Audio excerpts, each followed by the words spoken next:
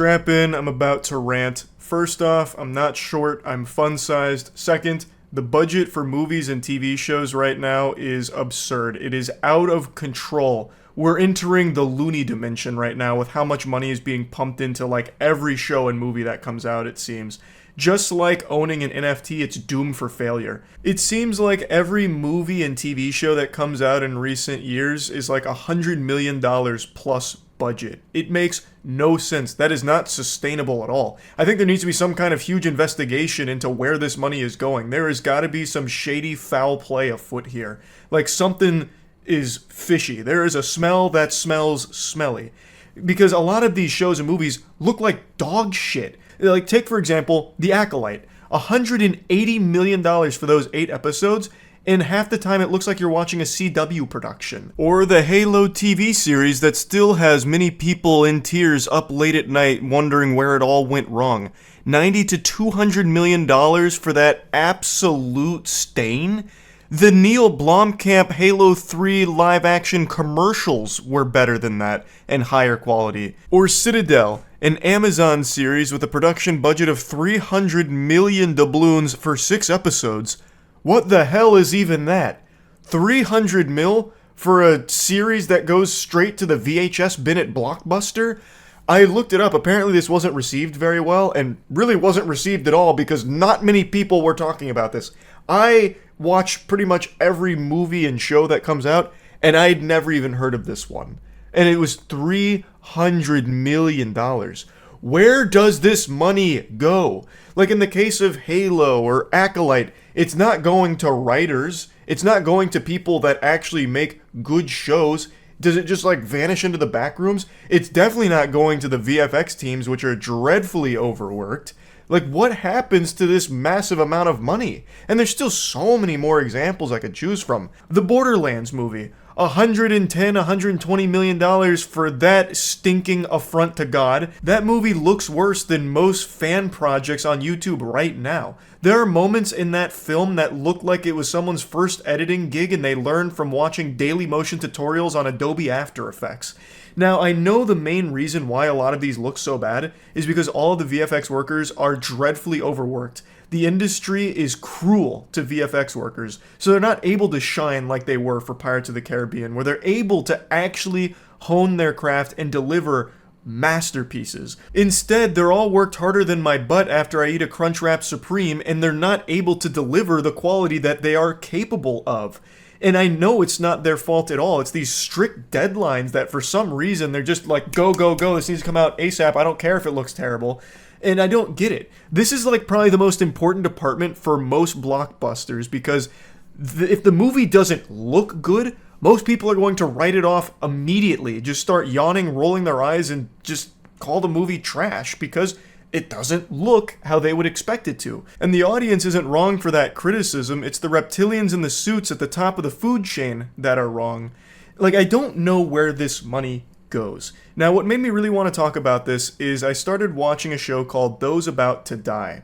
Now, I haven't heard any buzz about this show. The only reason I know about it is because I am a huge Roland Emmerich fan, mainly because of Moonfall. He directed Moonfall, which I've said probably close to 1,000,000 times. I am always preaching the gospel about Moonfall being the best bad movie ever made. It is actually probably in my top 5 favorite movies of all time, even though it is an objectively horrible film, because it is a disaster masterpiece in every possible category, which ends up making it an extremely entertaining film and one of the best movie experiences you could ask for.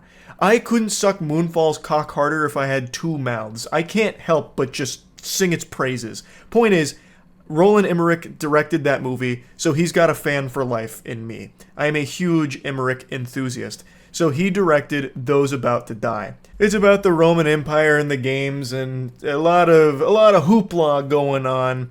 And I checked it out just because I had to see what my boy Emmerich is up to. I kind of went into this expecting it to be not great because that's what I've come to expect from him, but I expected to be entertained.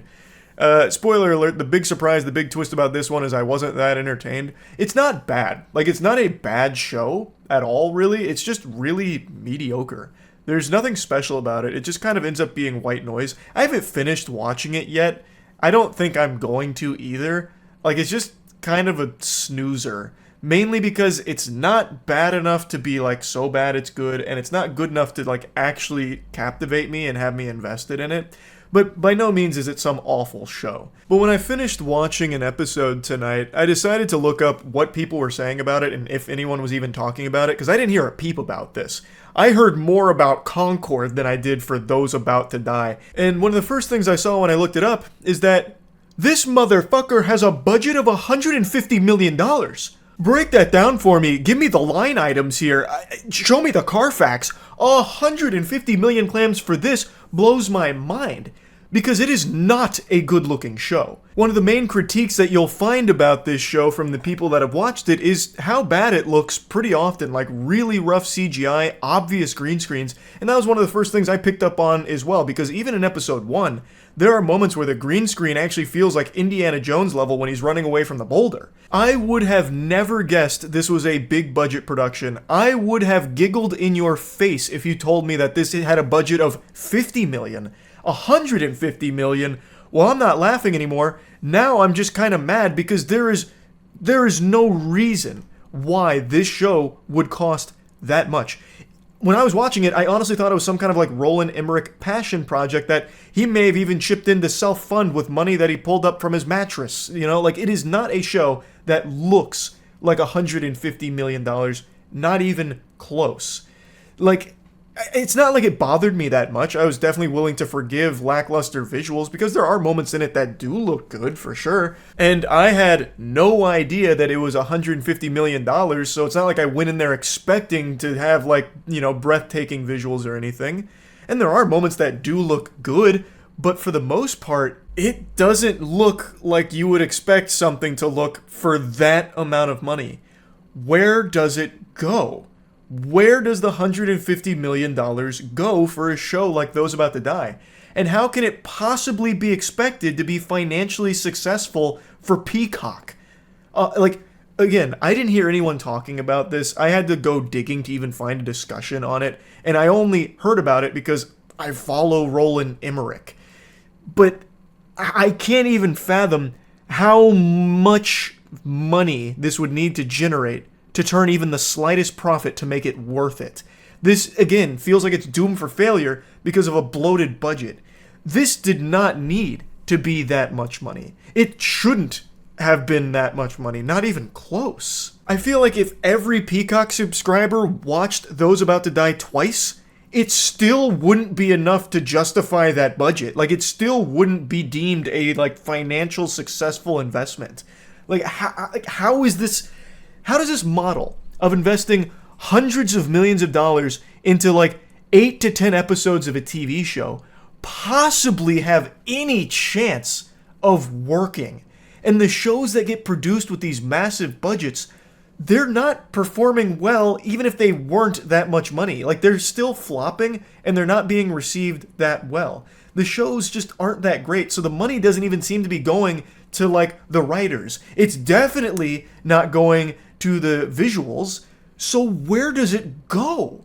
Where? Another great example of this phenomenon is Amazon's Rings of Power. Basically $1 billion budget for that show.